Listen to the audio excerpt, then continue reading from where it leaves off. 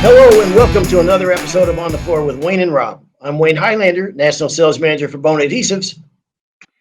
And I'm Rob Johnson from Bona Training. Rob, 100 episodes, baby.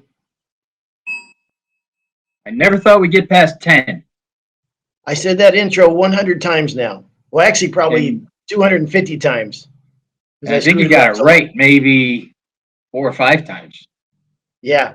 You got it right today, though. Good job. 100 episodes, Rob. We've covered a lot of mileage. This is going to be a fast-paced show today. We asked, thanks to our wonderful marketing department and Eileen LeBlanc, done a really nice job, and we have so much support on this podcast with Tristan now doing our editing and everything. And Eileen asked the listeners to send in any questions or any topics that you would like us to cover. And for anybody that sent in any of the questions or topics, that she would send out a prize package, a shirt, sweatbands, and a coffee mug, I believe. And I'm pretty blown away, Rob. We got a tremendous response of all the questions. We can't read them all, but we're going to today. We're going to read a lot of questions from the listening audience. Anybody who sent, I think anybody who sent something in, even if we don't read your question, I think they're going to get the prize package, correct? They are, but you expect it's going to take about 4 to 6 weeks.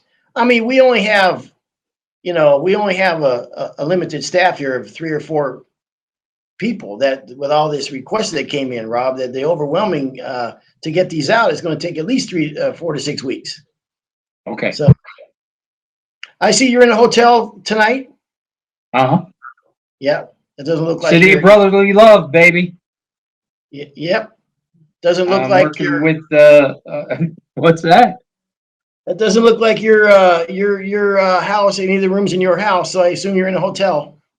I am in Philadelphia, working this week with the doing some training with Miller Floors, big sport company in the Northeast.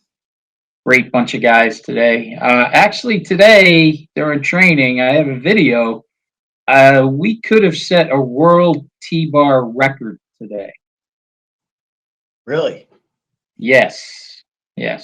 How so? We had 5 pullers today. 5 guys pulling. Wow. 24-inch T-bars, lightweight, 5 at a clip. Yeah, We that's did a lot. an 8,000-foot gym, coated it in less than a half an hour. No kidding. Yes. Well, yeah. that's a very well-respected company you're at, man. Very well-respected. And you like that they're still doing training, right? With their reputation and everything and what have you, and they're still open to do training. So I like their style. Roger Clemens had a pitching coach. Tom Brady has a quarterback coach. That's right. Even the best get some training. But I'll tell you what. I mean, hats off to them. What a crew. 5 T-bar guys. You know what that means? Huh. One guy was pouring. For 5 guys. For 5 guys. Pouring straight out of a 5-gallon bucket. And I was like, yeah, you guys are all impressive. All impressed with yourselves. 5. I go, there's the star right there. The guy pouring. Yeah, and not only was he pouring perfect lines every time. This crew, they're a seasoned crew. Definitely a seasoned crew. Nice, man. Really great looking job, too. I would take my hat off to him, Rob, but it's been, I still haven't got my hair cut yet. I get one. Yeah, you're wearing a hat. I came back from today's training and took a shower. I mean, today's the 100th anniversary, right? Or 100th episode. Yeah. So I was figuring by now you had at least got your hair cut for this special occasion. I'm trying, man. The place with COVID and everything is shut down, and somebody couldn't come in and whatever. So I get it Friday. I got. Ever tell you my haircut story? No. I got 2. I'll make these quick. Why? Why are we going to try and make things quick now? We're 100 in. Well, we got a lot to cover, ground to cover. We can take our time with this stuff now. We don't have to make things quick. I'll tell you what, though. These are these are good questions. I was really excited about all the questions that came in, man. So we'll hit as many as we can. We can't hit them all. But okay, my haircut story. Got two of them real quick. So it's Oakland, California, and I haven't had a haircut in a long time. One, it's summertime and it's hot. My hair is too long, and I had a bid to go to, and I want to be more presentable. So I was just bugging me. Didn't get a haircut. So I was in a bad part of town. I mean, real rough town, a real rough part of town. And I didn't know my way around. I was looking for a barbershop everywhere. You know, we didn't have the apps. Now you just pull it up, right? I see a barbershop. I go in. It's about 4:30 in the afternoon. I walk in as one of the barbers was leaving, right? He sees me and he turns around and he goes back to his chair. There's three guys there, right? Two chairs, one guy working at the counter. I go to the back of the guy. The guy was leaving. He had all his shaving stuff in a gym bag. I've never seen a barber ever do that before, where all his stuff is in like a gym bag and he's walking out. Anyhow, I go get a haircut, right? The dude, it should have been a warning sign, Rob. You know, when you get a haircut, there's a mirror in front of you, right? And you're facing the mirror. Uh-huh. Not this guy. This guy, the whole time I was getting my haircut, he had me facing the other direction. Okay. You know that on your collar, they roll your collar down. He goes, "You want it off your neck?" I go, "Yeah." And he was like, Yeah. he was like all business. There was no conversation here. He's like, "Hey." I go, "Yeah." He rolls down my shirt and everything. Goes, "Damn, werewolf." The hair on my back, right? So hey, whatever. So, All right, just cut the hair, man. I don't need yeah. I don't need So commentary here. so he's cutting my hair, Rob, and he's scraping my hair so hard, it was like a prison haircut. You know what I mean? And I'm watching this hair fall off of me and it's landing on my lap and everything, and in droves like I've never seen before in a haircut I've ever got. Right? I mean, it's like, I mean, I told the guy, not too much, kind of like medium, whatever. It's coming off like you cannot believe, in sheets. And my hair is already feeling like cold now. My head is, because there's way too much hair coming off, man. And I don't want to say to this guy, "Hey, man," but I can't see myself. Whatever. I get done. I go to the guy at the front. Now this was like 1992 or 1993. The guy at the front looks at me, goes, "Damn, you ready for the Oval Office now? You look like Ross Perot." I go back out to my van, Rob, and I had damn near a crew cut. And I don't get my haircut that short, man. Brutal haircut. And he never turned you around, huh? Never turned me around the whole time. And my instinct told me to walk back out when I walked in there, and there was nothing happening. They were staring at me when I walked in, but I stayed. So in Boston, we didn't call it a crew cut. When you were a kid, everybody in the summer would get a wiffle. That's what they called it, a And wiffle? they called it a wiffle, right? Hmm. So kind of a strange thing to call it, right? A wiffle. Yeah. But everybody got them. And I thought that's what the whole country said. Wiffle. Everybody got a wiffle. So when I moved to New York, like, I think I was like a freshman in high school, moved to New York and got talking to a buddy of mine, and he was talking about a baldy sour. That's what they used to get when they What's were it called? kids. A baldy sour. What kind of the world? What part of the world are you from? Albany. Well, Boston and then Albany. So I said, "What the hell are you talking about? A baldy sour?" What's up? He goes, like a crew cut. I go, "You mean a wiffle?" And he's like, "A wiffle? What kind of insanity is that?" I go, "Well, oh yeah, baldy sour makes complete sense out of what you're doing." I don't know if it was because it looked like a wiffle ball or whatever, but I always thought baldy sour was a little bit crazier than wiffle. That's why Army guys have good stories, man. They put all these guys from all across a different part of the world. They put them in a barracks for boot camp, and everybody's got it's like a human experiment almost. Okay, let's dive into these, Rob. The first question, the first one comes from a listener, Chris. I'm going to do this right here. Hang on a second.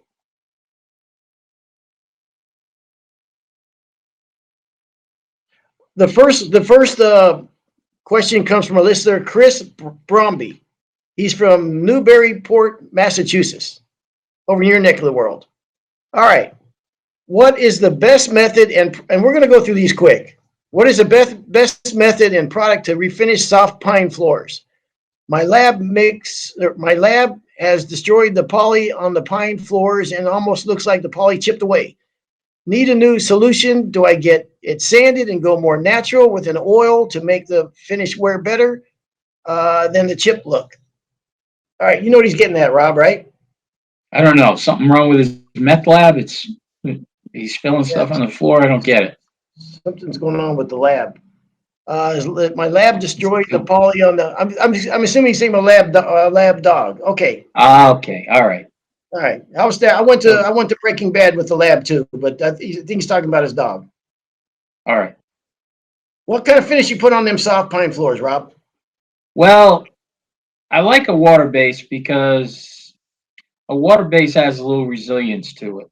And an old timer once showed me, he said, Mr. Johnson, what I want you to do is take two pieces of cellophane and spread some polyurethane on one and some water based on the other and let that film dry. When it's dry, peel it off of the cellophane and then I want you to stretch it. And I did. So when I stretched the poly, of course, poly did not stretch. It instantly broke. It's kind of brittle. And the water base had memory. The water base had like almost 20% memory.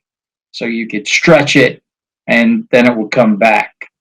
So that's why I think water base is going to be a little bit better than a polyurethane for dogs, heavy dogs making the marks, because it will give you some repair as long as the finish doesn't tear. You know, I try to keep an open mind, and I fight my urge to. I am so old school, and I almost hate the word old school. Um, but Well, yeah, we hate the word old school because we're old school. Now yeah, we're old yeah, school. but to me, I mean, it almost sounds like you don't want to change if you're old school. But I guess I'm grounded in old school. But I try to be open to new stuff, right? Last year I talked about doing my floors upstairs, and I used craft oil on my floors. And my intent was to put craft oil down first, and then put traffic on top of it. But Rob, it looks so damn good with the craft oil. I left it, and and we love it, absolutely love it. And my feeling is these craft oils with two coats on the floor. It has isocyanate in it. With two coats on the floor, if you do get scratches, they're not as noticeable as a surface type finish, and they're easier to touch up. And I'll be damned, Rob, if this has made a believer out of me. I'm really, really liking the look. I like the feel of it. You're walking on it with socks, and if you have dog scratches, they're not gonna show as much. I really think take a look at the craft oil. These type of products. I mean, listen. Everybody says, "Well, everybody in Europe has got these floors. It's all It's all you see now in Europe, and blah blah blah." I carry that carries some weight with me, but you know, not until I got to know these and be around them and seen them in restaurants and how they wear and everything that it's made me a believer. I'm going with that one. I like yours too. All right, Sean James from we had him as a guest. Okay, from up there in Santa Cruz, California. History or how Bona started. What is silane adhesive? Blah blah blah. Okay. Well, let's start with. He's asked like four different questions there. Let's go with the history. Yeah. I think our history is amazing. Um, it's just like such a classic underdog story, if you ask me.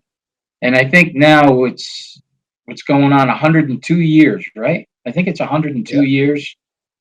102 years ago, a guy named Willem Edner had a small general store, and I think it was in Malmo, Sweden, correct? I think it's Yep. Malmo, Sweden. Yep. Had a small general store, and his general store kind of specialized in coffee. And then one day he goes out back and he starts making floor wax for wood floors. And 103 years later, we are the #1 producer of hardwood, water-based hardwood floor finishes in the world. And I think the coolest thing out of that is it's still owned and operated by the same family. I think it's like the third generation is now, in charge of it. So and it's just an unbelievable story. The guy starts making wax, and the next thing you know, 100 years later, they're the biggest in the world. But it's still the same family, which there's so many family businesses in the wood floor industry. I think it's cool that Bona is one of those too. 1890s, Rob, goes back to 1890s. Wilhelm Edner opened a grocery store in Malmo, Sweden, selling coffee and various household products. All the way from that to 1910, started making wax for floors, and the rest is history. One of the biggest honors for me and the coolest honors for me, Rob, in this industry is when I got a chance to go to Sweden and meet some of the. Didn't I know we were gonna go there? I didn't say anything about the award. You. Yeah. I did not say It's anything. one of those. I've been to Sweden and you haven't yet, Rob. Well, did you know. Did you just ring your bell? Yeah, I rang the bell. You brought you got a bell for that one. You brought your bell on your trip. Okay. I bring this damn bell everywhere. So it's not just for the show. Like you're at a restaurant and the waiter screwed something up. You just hit the bell. That is actually. I'm laying in bed and I'll hit the bell. That means Pauline. Maybe you could bring me a coffee if you heard the bell. That kind of Wow. This bell is. That's good stuff. Getting a chain, wearing it around my neck. Anyhow, I met the family members of Bona. Oh, I met them and Rob didn't. There we go. The nicest, just the nicest, most genuine people that I've ever been around. Honest to God, super nice people. So it was a real treat for me. I did win the award, but that's okay. I know. And what was the name of that award again? It's not important.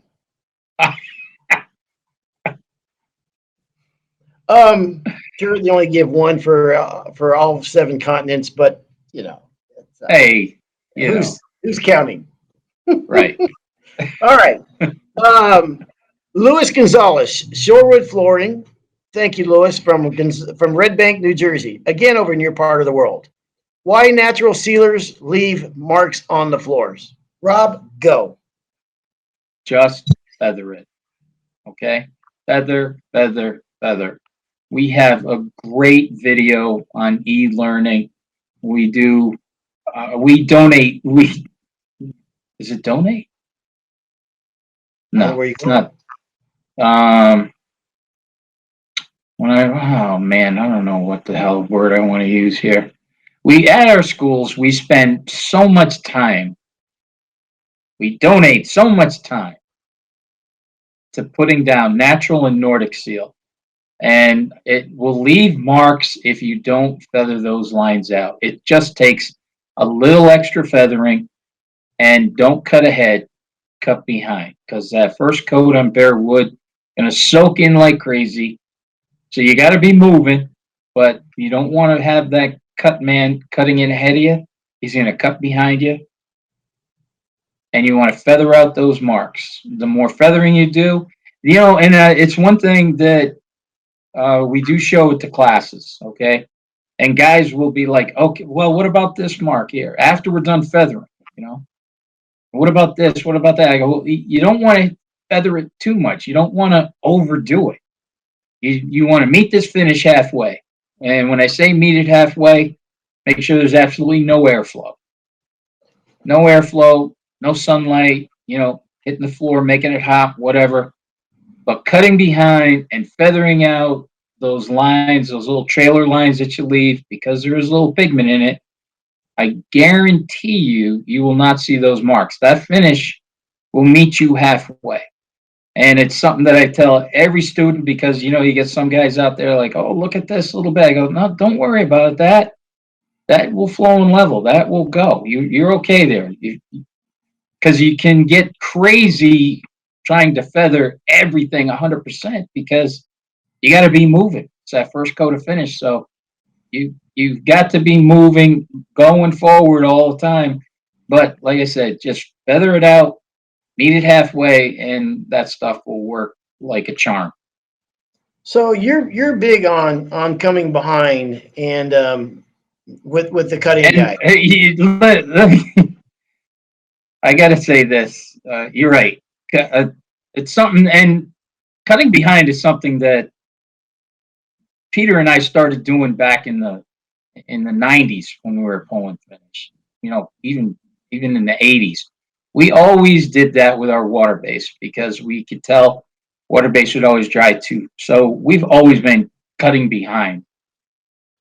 And so, explaining this to the class I had last week in Chicago, and we had two guys from Romania that were just awesome guys. Everybody in the class was awesome, but these two Romanian guys were kind of funny. And when I said to, cut behind, well, I saw the look on his face. Okay. When I said, you don't cut ahead, you cut behind. And he had a couple of choice words for me. And a couple of them were Romanian, a couple were English. And he's like, what are you're gonna levitate over the floor? You're gonna hover? How? It's impossible to cut behind. So, and when I showed him, we make 3 or 4 passes, feather out the lines. Now you can go in and cut. As long as we're within your reach, so you could cut behind. Well, that was it. We owned him after that. And he's like, okay, you're absolutely right. He goes, I thought absolutely impossible to cut behind when you're saying it, but now I see. And the one other guy that was with him, he's like, wow, that's pretty good. He never admits things like that. So this is a big win for you. So I slept good that night. Good. So I see the value in cutting behind, and I do as well on very tricky coats or hard like we did casinos up in Nevada, and you could not stop the airflow. It was impossible. And in that case, I had the guys cut behind. So on difficult jobs I do, on most jobs I don't. And he's also talking about lines from the sealers, right? So look at his question. Why natural sealers leave marks on the floor? Okay, Rob. Yeah, I get it, Rob, and I agree with you. For very difficult floors, I do think that there's good value in coating behind the guy, or excuse me, for cutting in behind the guy with the T-bar. Okay, most of the times I don't do that. The only times I do that if it's a very difficult floor, it's drying fast. We did working with casinos up in Nevada where you could not stop the airflow. I mean, literally, it was like a Nassau wind tunnel. So I do find value in that in certain job site situations. So if you've just joined the podcast in the last few episodes or last 6 months or whatever, if you go back and listen to the early podcast, we talk about this a lot. And one of the things we talk about, especially if you're doing a white oak floor, that Tampico brush is a lifesaver, man. Because when you vacuum the floor, and if you don't get all that dust off the floor, when you especially if you're T-barring, you're that dust is getting in your pore line now. Okay, so you can kind of see it in your pore line. It's got like a brownish type of, you start to pick up that dust. Now, anywhere you put that T-bar down, even for just a little bit too long, it's going to leave tannin pull. So vacuuming is the first most important thing to do, especially on these old white oak floors. Vacuum, tack it, Tampico brush, all good things that can help you. Also, when you pad out the T-bar, pad it out right next to your pore line in the direction of the grain, and don't let your cut-in guy get too far ahead of you. Try to marry the marriage line of the thickness of the mill of the product with the T-bar to the cut-in guy. So, okay. Next question comes from Custom Hardwood Floors by Jeffries, Jessica Peterson up in Michigan. For Wayne and Rob, who has been a big influence to you in your careers, and what made you choose Bona as a next step from doing floors on your own? Rob, go. I definitely have to give a shout out to Dave Darsh. one of Bona's own. When I got hired at Bona, I was offered two jobs. One was a territory manager, and the other was sport. So they said, "You qualify for either one. Which one would you like to do?" And Dave was a good friend of mine. I had known him for a long time, and so I called him up and I said, "Hey, they've made me an offer, and they made me an offer for a sport, or they made me an offer for territory manager. Which one do you think I should take? You've been with the company for a while." And after he screamed a couple of expletives, he said, "Are you out of your mind?" He goes, "Take the sport job." So I took the sport job, and the rest is history. But I will go back a little bit further. Okay. There was a time where I was, just kind of grinding floors with the family business and everything. And I thought, maybe I need a change here. Maybe I need to. So I was looking into getting into the insurance business. And a good friend of mine, his dad, ran one of the bigger insurance operations in the Albany, New York area. So, I remember going there and, filling out an application and talking to him. And he said, are you sure you want to do this? He goes, I heard you're pretty decent at floors. You've been in that business your whole life. He said, why would you want to start in another business? He goes, you're going to have to start he goes, I'll give you a job, but, you're going to be definitely coming in on the ground floor where he goes, maybe you should look inside the industry you're in now and making a change there, whether it's in sales or or whatever, but something in the business. And he looked me in the eye and he said, stay with what you know. And, so I would say those two guys were pretty big influences. My dad, another definite big influence. I learned a lot about carpentry and sanding floors and coating and everything from my father, but definitely I learned more of handling people, customers, things like that. I mean, that's what his forte was. So I would say those three. I'll make this quick. First of all, my uncle that started me in the trade, because what got me about him is how much he loved the trade after being in it for over 50 years. I mean, the man loved doing floors. And Uncle Stan. Yeah. And that left a big impression on me, because if a guy's doing something this long and he still loves it, that left a big impression. Number two would be Daniel Boone.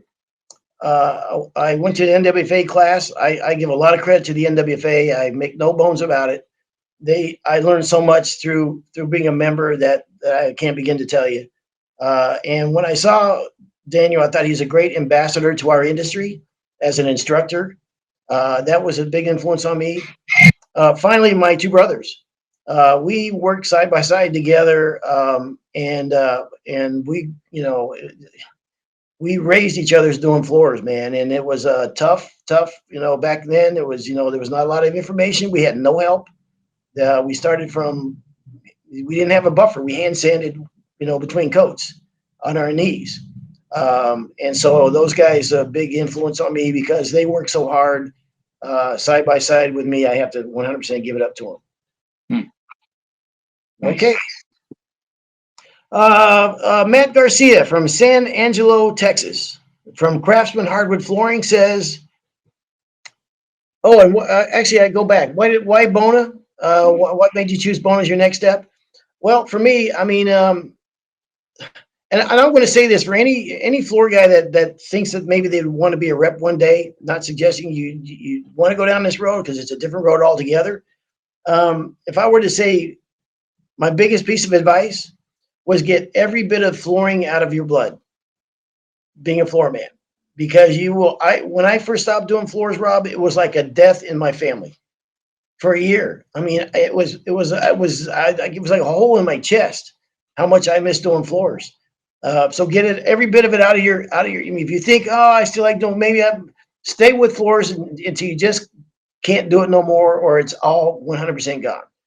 Why Bona was easy for me. I mean, I knew nobody at Bona when I went to work for Bona. I believed in the products. I used the products day in and day out. So that was an easy one.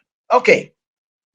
Craftsman Hardwood Flooring, Matt Garcia from San Angelo, Texas, says, I've been doing some new installations of patina-faced reclaimed wood flooring and saw-marked wood flooring. It would be an interesting topic to talk about some advanced finishing techniques to preserve the patina in these types of floors where zero to minimal sanding is done. Keep the antique worn look. I enjoy the floor comedy stunts. Wayne, you are incredible. No, I just made that up. Definitely. All right. So, yeah, Rob, we talked a little bit about, okay, for the episode with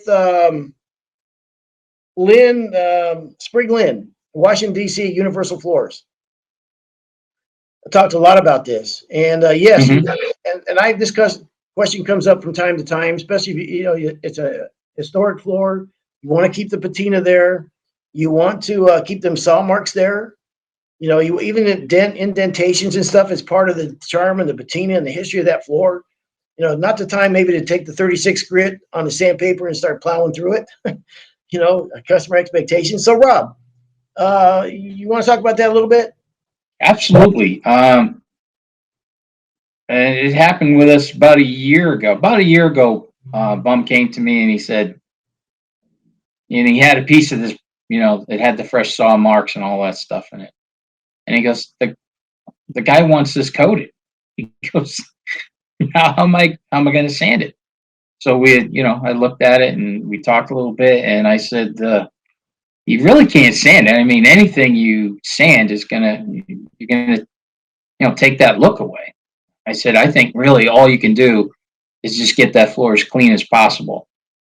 And so we both agreed, let's Tampico brush the hell out of this thing. That's exactly what he did. And it came out amazing.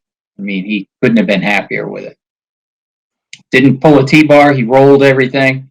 But the Tampico brush was just an amazing tool for that wood. So I'm going to say this. First of all, there's a lot of tools in the arsenal. When you get a job like this, you need to bid it accordingly. You know, if this is a recoat, I'm not leaving any bullets in the chamber because you don't want to take a sander to you don't want to have to fix a coat on the saw cut floor like that. I may use the Bona recoat system to make sure I got every bit of those contaminants off that floor. The power scrubber is a lifesaver. It's the only system you can use to recoat a floor like that. Yep. It's really the only one that you can use. Yep. Between the abrasive brush and the power scrubber, it's really the only thing you can do that's going to get down into all those voids. Yep. I'll say something else too that and when you get it ready to coat, to tack it with the Bona Prep, it's another you're not leaving anything to chance. So you tack it with Bona Prep. I'm also not above getting down on my hands and knees with a maroon pad and sandpaper and going board by board if it's the right situation. And I think I don't want to leave anything left to chance. And if getting down on my knees and going from board to board and doing that to preserve everything, I'm going to charge accordingly. And absolutely, I think because here's the thing too. Like I said, this is not the floor you want to have to sand over. Then nobody wants to hear that. Yeah, well, we'll sand it over. We'll take care of it. Yeah, but you're not putting those saw marks back in my floor. Right. So don't leave. This is one you got to charge enough. You don't leave anything to chance. Talk about trans tint later on. Well, what the hell? I'll talk about it now. I did one of these, Rob, on a walnut floor. And if I knew it was going to look that beautiful when it was done, I mean, this is one of those I was kicking myself the whole time because it was stunning. Stunning. We brought that floor back to looking just absolutely, absolutely gorgeous. And I didn't charge. We made money on the floor, but I would have charged way more if I knew it was going to look that good because we brought that floor. I like the way you just said stunning. I've never heard it said like that. Yeah. Well, stunning. Yeah. That wasn't a stutter either. I hit it twice. No, I'm gonna actually. I might start using that. That's how I'm gonna say stunning. Stunning. Yes. Okay. Monterey Bay Hardwood Floors. Brandon Howe. Thank you, Brandon, from Salinas, California. What is the best looking recommended sealer for white oak, white select wood? I like woodline poly on red, but I don't like it on white. All right, you want to go, Rob? Yeah. Want me to say it again? So he's asking us what our favorite finish is on white oak. Is that what I'm? Yep. That's what he's asking. Yep. Favorite sealer. Favorite sealer, and it's just because of all the training I've been doing, and we make sure that we have white oak in every single one of our training centers because because of the tannins and everything that's in white oak. But I have just completely fallen in love with the natural seal. One perfect coat of natural seal on white oak. I just think it's an amazing look. And if we're gonna go with stain, everybody's gonna laugh because they all know I love that bark. That bark is just such a deep, dark, beautiful brown on the white oak.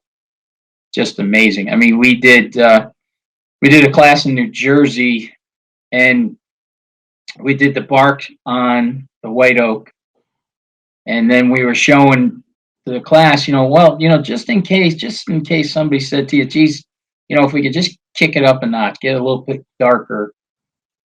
We showed them putting 1 and 2 coats of amber seal on the bark on the white oak, and that second coat of amber seal, it looked like furniture. It was really a beautiful, just beautiful look. So if I'm going to stay with the real natural, I really like the natural seal. But if I'm going with the color, I really like that bark, maybe with 1 or 2 coats of amber seal. Okay. Intense Seal is my favorite Bona sealer, and has been since we started using it. It abrades like talcum powder. You can put 2 coats on before you have to abrade it. I mean, it's just a lot to love about it, and it's become my go-to when I was doing floors. We didn't have natural seal or Nordic seal when I was doing floors.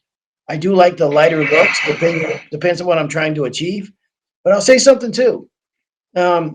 Woodline poly has never let me down.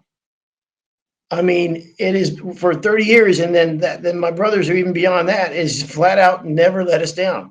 We went from lamb's wooling it when I first started, and then going to a roller. And by the way, when I roll it, I put on 2 coats and I cross grain it, and I never straighten it out. Okay, if I'm doing 3,000 square feet, I cross grain every single inch of that floor, unless it's a hallway, like a small little hallway. But if it's a big open room, I cross grain it. I never straighten it out. And why do you cross grain it? If you think about it, it makes a lot of sense. Okay, that's why I'm trying to. Yeah, okay. I am thinking about it. It makes no sense to me. But here's why. Enlighten me. Okay. If you're cross graining the floor, you're actually going with the grain of the wood. You know what I mean? You think about your roller is going with the grain of the wood. So if you had an issue, you're not having it going across the grain. See what I'm saying? The issue is, I mean, you're coating with the grain of the floor. If you think about it, look at the footprint of the roller. The roller is going in the direction of the floor. Okay. I've never, and I'm Rob, strike me dead, never had an issue doing that. I cross grain over the borders, cross grain, whatever, it doesn't matter. Never let me down. A 1/4 inch nap, and my brothers use 3/8 and swear by it. So there you go. Okay. Beaver Hardwood, Calgary, Alberta. The change in planetary sanders and what will happen to the sanding industry. Also, do you think solids will make a comeback after engineered flooring prices go way up?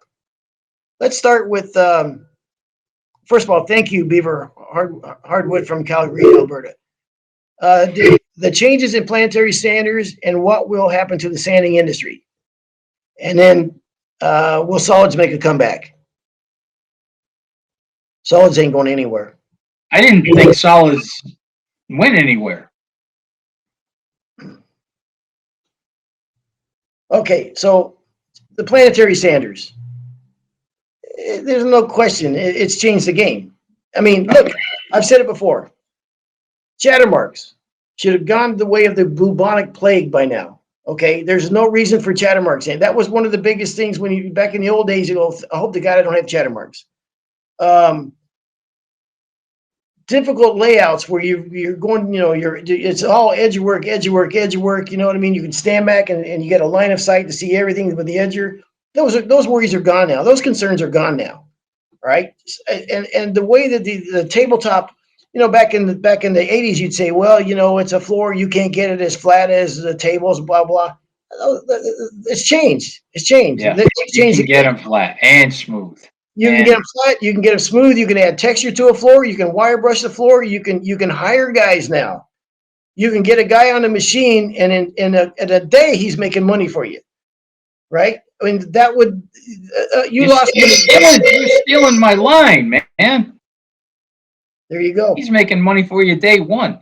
Yeah. You know, the other thing about that, I mean, where's the industry going? We don't know. I mean, we hear it at the school. I mean, every single person out there has the same issue. Every company. Labor. Help. We can't get help, And just think of it this way. You hire a kid, and the first thing you do is you throw him on the edger. And then he's stuck on that edger for how long? And he's going to wake up sore and go. And that's why so many young guys walk away from it. It's hard. It's real hard, Back in our day, it was, I don't know. I'm not going to say we're different and these kids, I hate when you hear people say that, oh my God, kids today don't want to work. Believe me, I work with some kids today who want to work, and they're young guys and they were busting their hump and smiling while they were doing it. So it's just finding the right guy. But man, for a new guy, not have to spend his entire life on the edger for the first, 6 months of his career, where now you can throw him on a power drive and, let him see some quality work, let him get a little confidence. And satisfaction. Exactly. Exactly. Yeah. That was something that Bum saw when I bet he was 12 years old. I probably told this story before, but we got to a job in the morning and, the lady had ripped up tile in the kitchen. It was an old maple floor.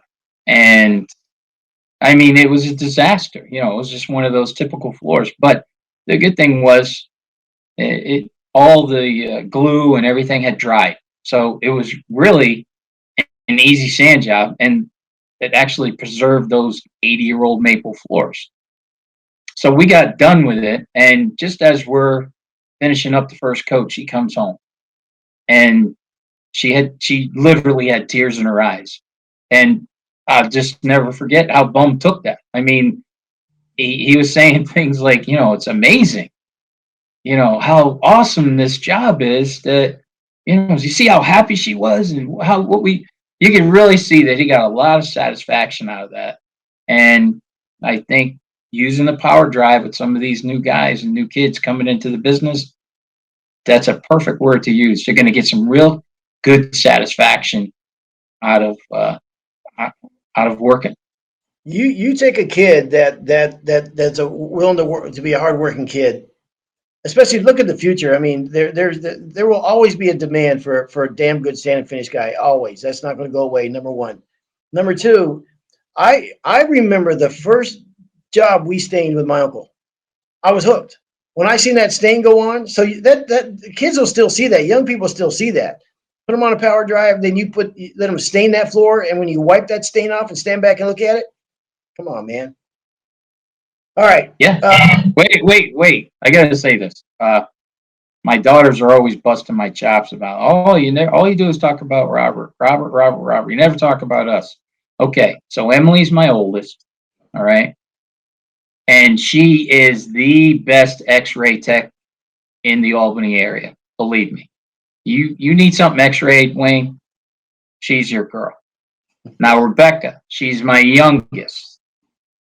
one of the top dental hygienists in the Albany metro area. You need your teeth cleaned, you call Rebecca. Okay. So I just had to give, since it's our 100th anniversary, I had to give them a little something. Well, Both, you, both at the top of their fields. you tell your daughters. Back in the day, me and Rob used to have to share rooms together. That's the way. That's another thing that's changed in this industry. When two reps were in the same area, we had to share a hotel room together. And so I'm working here with Rob. We share a room. And I know all about your daughters because you brag to me about them all the time, Okay. all your All kids. right. So I know you know, they don't hear it, but believe me when I tell you, I knew more about your daughters before I ever, saw pictures of them. I was sick of your daughters. All you're bragging about them. All right. And on white oak, or excuse me, solid is, there's always going to be a place for solid floors too. I love engineered floors, but they're not the end all. There's certain circumstances when a solid floor will perhaps perform better than an engineered floor. You go up in the high desert areas, and solid floors do very well. So I don't think solid floors are going to go anywhere. And some of the engineered floors out there are, I think they're dangerous to a wood floor guy. I mean, they call themselves engineered floor, but they're more of a veneer. And that can, I hear it at the schools. There's a lot of issues with some of these cheaper engineered floors. So you really need to be careful. Well, it's like anything else. I mean, you get what you pay for, and you want to, use quality products and what have you. The other thing is a lot of these engineered floors are getting the wear layer is getting thicker and thicker. So I feel like they now start performing almost like a solid floor. Mhm. So there's some actually would be a good show. Well, we'll have to put that. Good question there. We'll have to maybe do an episode on that. Okay, Territory Timber Floors from Australia. All right, man, that's pretty cool. He Nice. said fishing as a topic or a fishing story. I think Wayne enjoys wetting a line, or just worst flooring injuries or horror stories. I got a fishing story I probably shouldn't tell. Why don't you want to go first, Rob? I think this is a funny fishing story. My son thinks it is. My friends think it's a funny story. But my daughters and my wife do not think this is a funny fishing story. But, anyways, being that we were a very seasonal business, okay, we never took vacations in the summer, right? It's a seasonal game, so we had to wait for bowling alleys to open up, schools to open up, and so my parents decided one day, okay, we're gonna take a family vacation. So we went to Maine, but when you go to Maine in September, Maine is closed. There's nothing going on in Maine because it's September. So I thought to myself, this would be a good time. Maybe me and the old man could get away from my brothers and my mother and go out and do a little fishing, because they were talking about going on a harbor cruise. So I said, hey, what about, you and I going fishing? And he's like, yeah, hey, fishing's a pretty good idea. Do you want to fish? I go, yeah, I'd freaking love to, rather than a harbor cruise. I'd much rather go deep sea fishing. So there was one ticket shack that sold everything, right? All the tickets for harbor cruises, fishing, whatever. So he comes over, and I noticed that their tickets were yellow, and my ticket was red. They had 4 yellow tickets, 1 red ticket. He hands me the ticket, and he goes, hey, we'll catch you later. So I got on the fishing boat, and they got on the harbor cruise boat, but I definitely thought my dad was going to go with me. He went with them. Yeah. So as the boats are pulling out of the harbor, I'm just kind of waving goodbye to everybody, and the boats went their separate ways. And when if Pauline hears this story, she's gonna, get tears in her eyes. And I was like, listen, it's not as bad as you think it was. Yeah, I wanted to go fishing with my dad. It was just a little communication thing. But I met this just gnarly, old, crotchety, perfect guy from Maine to teach you how to deep sea fish. So it was an amazing day. And I can still, I could probably draw a picture of that guy's face. It was like a cartoon character and thing. But my kids just always loved the scene of Robbie waving to his family as the boats go in their separate directions. How old were you? Eighth grade, seventh or eighth grade. This is crazy, man, because Seventh or eighth grade. okay, this is the seventh grade for me. Okay. All right, Okay. man. So it's kind of a family fishing trip also, but it was a little different. So my older brother Steve and I were going to go fishing with the old man. I asked if my friend could go. Okay. Now the friend was kind of a soft kid, I mean, he came from a really good family, and I don't think he's ever seen hard times before. So we went to the Carp River in Michigan. Okay, it's an upper peninsula. There's nothing there, and it's in the middle of winter. It's freezing, freezing cold. Our car's got no heater. Okay, so what people don't realize when the Highlanders go fishing, it's like a trip from hell. It's not a fun trip like it's like it's hardcore. Okay, so Survival of the fittest. pretty much. So the three kids and the old man, we go fishing. We get to the Carp River. There's nobody there. Everybody else is done for the year. It's freezing cold, man. It's miserable cold. We pretty much just have crackers and sardines, okay, for our food, right? So this kid starts complaining. You know what I mean? Like he's hungry, and it's cold, and stuff like that. My brother Steve doesn't like the kid already. Okay. So we're sleeping in the tent, and it's miserable, right? The wind is whistling through, and there's snow, and it's miserable cold. And we get up at like crack of dawn to go fishing. We're at the bank all day fishing, and there's not one bite, Rob. There's nothing happening, right? Day two comes around. Now it's drizzling, like it's kind of like drizzling. It's like snow, but it's like sleet, right? It's not quite snow. It's not quite rain. Right. So we go in the car, sit in the car to get out of it. The old man's at the riverbank fishing. It's the three kids in the car. I'm in the front driver's seat. The kid's next to me on my right. My brother's behind him. Kid starts crying. I want to go.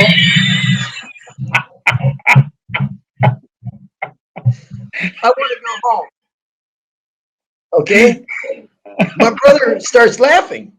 Right? There's no chance this kid's going to go home. We got another day to go, a day and a half to go. Oh my God. So the kid starts crying again, and he starts saying he wants to go home. So my brother Steve smacked him on the back of the head. And he said, "You're not going anywhere." And then I punched him. I said, "Yeah." I punched him on his shoulder real hard. I go, "Yeah, shut up, man." So this kid now is our hostage, Rob. He's not on a fishing trip anymore. And he's got another day and a half to go. And we never saw a fish in those 3 days. We had literally oysters, sardines, and those premium crackers, not the good Ritz crackers, but the cheap ones. And I seen him when we got back. I seen him at school, and I never spoke another word to the dudes. I mean, that was it. It was over. So it was all right. He's crying. I love it. Guarantee you, wherever that kid is, freaking love it. he probably never fished again in his life. Okay. Worst day of fishing ever. Ever. All right, ever. Rob. So, look, we're going to do a part 2 of this because we got a ton of questions. We can't hit them all. We're just going to hit some of these real quick. And this could be a 5-parter. Wayne, this could be a 5-parter. We won't do that. This could take us way into July. Nah. Okay. Think of how happy Eileen would be. Thank you to our customers for the 100 episodes that you hung in there, that listened to them, man. We appreciate it more than we can tell you. Thank you so much. We're going to do a part 2 on this because we'll at least get to some of the other questions. And again, this has been another episode of On the Floors with Wayne and Rob. Please stay tuned for another episode.